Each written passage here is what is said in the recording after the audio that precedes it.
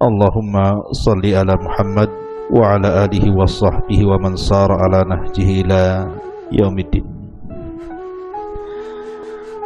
Pembahasan di malam hari ini kita akan membahas tentang siapa manusia yang akan dipanggil pertama untuk dihisab pada hari kiamat.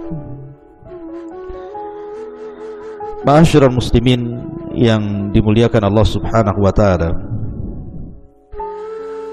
kita tahu bahwa hikmah hisab itu dhuhuru fadailil muttaqin wa manakibihim. Dengan adanya hisab maka tampak keistimewaan orang-orang yang bertakwa. Fayazdadu syukrahu lillah, maka mereka semakin bertambah rasa syukurnya kepada Allah Subhanahu wa ta'ala, karena selama mereka beramal di dunia ternyata tidak sia-sia. Kemudian yang kedua, bayanu adlillahil mutlaq, ada keterangan keadilan Allah Subhanahu wa ta'ala secara mutlak, di mana Allah Subhanahu wa ta'ala berfirman, innallaha la yadlimu mithqala dzarratin wa in taku hasanatun yudha'ifuha wa yu'ti min ladunka ajran 'azima. Sesungguhnya Allah Subhanahu wa taala tidak akan menzalimi walaupun sebiji darah.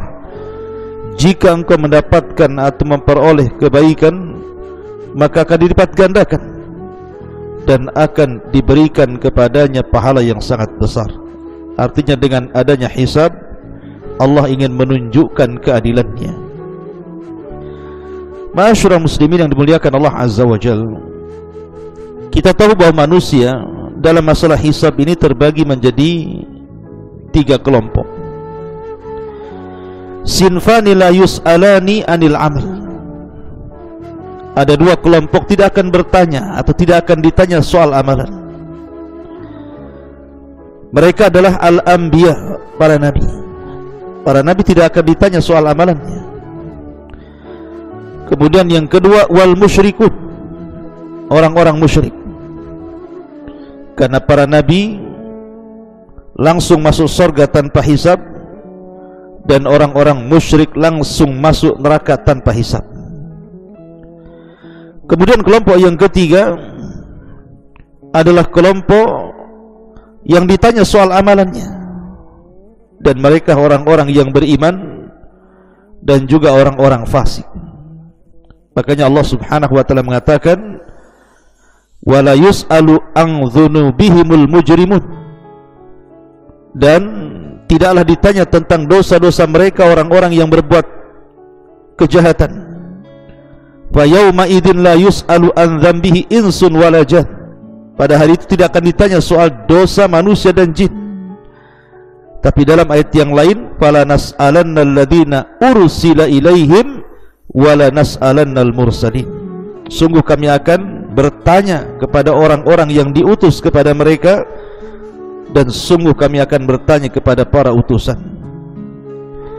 Ma'asyiral muslimin yang dimuliakan Allah Azza wa Jalla, pembahasan kita, lalu siapa orang yang pertama kali dipanggil untuk dihisab? Ma'asyiral muslimin yang dimuliakan Allah Subhanahu wa taala,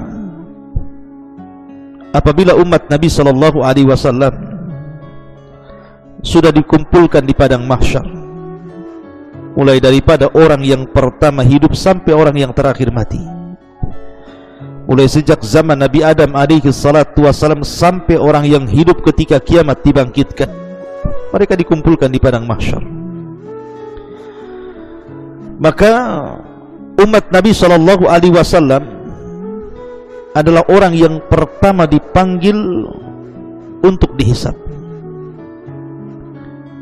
Jadi walaupun umat Islam adalah umat yang terakhir datang, tetapi umat Islam adalah umat yang pertama kali dipanggil untuk dihisab. Dan dari umat Islam ini ada seorang laki-laki dari kabilah Quraisy, dari Bani Mahzum, yang namanya Abdullah ibnul Abdil Asad.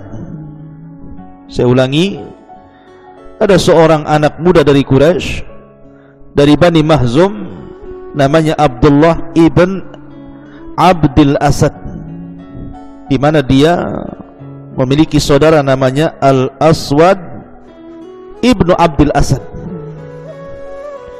Jadi di sini ada dua nama. Pertama Abdullah ibn Abdul Asad, yang kedua Al-Aswad ibn Abdul Asad. Dua manusia ini Allah Subhanahu wa taala turunkan ayat yang menunjukkan awal orang yang dipanggil untuk dihisab. Allah Subhanahu wa taala berfirman, "Fa amma man utiya kitabahu bi yamini, fa yaqulu ha umqra'u kitabiyah, inni dhanantu anni mulaqin hisabiyah, fa huwa fi 'ishatin radiyah, fi jannatin 'aliyah, qutufuha daniyah, kulu washrabu hani'an bima aslabtum fil ayyamil khaliyah." Adapun orang-orang yang mendapatkan catatannya dengan tangan kanannya, maka dia mengatakan, ha umqra'u kitabiyah, lihatlah, bacalah catatanku ini. Dengan senang dan bangganya dia mengangkat catatannya. Kata para ulama, ayat ini turun kepada Abdullah ibn Abdul Asad karena dia seorang mukmin dan seorang yang beriman, sehingga dia kelak ketika catatan-catatan itu ditebar, kemudian Allah Subhanahu wa taala menyuruh untuk mengambilnya, maka Abdullah ibn Abdul Asad berhasil mengambil dengan tangan kanannya. Maka Allah mengatakan, fa amman utiya kitabahu biyamini, adapun orang-orang yang mengambil catatannya dengan tangan kanannya, maksudnya Abdullah ibn Abdul Asad. Tetapi al-ibrah bi umumil lafzi la bi khususis sabab. Namanya pelajaran dalam Quran itu bukan sebab turunnya yang khusus, tetapi umumnya lafaz.